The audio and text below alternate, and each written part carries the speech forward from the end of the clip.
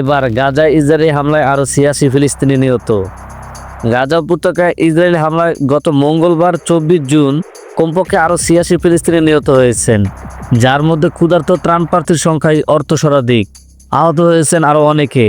এর ফলে এই উপত্যকায় নিহতের মোট সংখ্যা ইতিমধ্যে ৫৬,০০০ ছাড়িয়ে গেছে। আল জাজিরা এই তথ্য জানিয়েছে।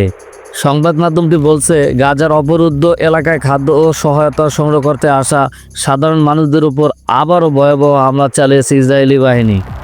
স্থানীয় হাসপাতাল সূত্রে জানিয়েছে, মঙ্গলবার ভোর থেকে শুরু হওয়া হামলায় মোট ৮৬ ফিলিস্তিনি নিহত হয়েছেন।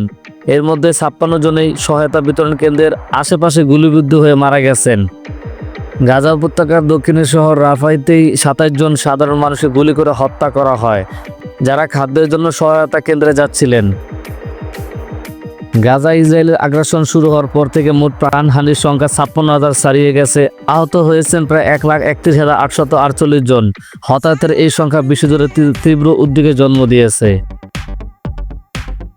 আল জাজিরা আরও জানিয়েছে, মঙ্গলবারের এই হত্যাকাণ্ডগুলো ঘটেছে গাজা হিউম্যানিটারিয়ান ফাউন্ডেশন GHF এর তত্ত্বাবধানে স্থাপিত সহায়তা বিতরণ পয়েন্টগুলোর আশেপাশে। জাতিসংঘের শরণার্থী সংস্থা UNRWA এর প্রধান এসব সহায়তা বিতরণ পয়েন্টকে মৃত্যু ফাঁদ হিসাবে আখ্যায়িত করেছেন।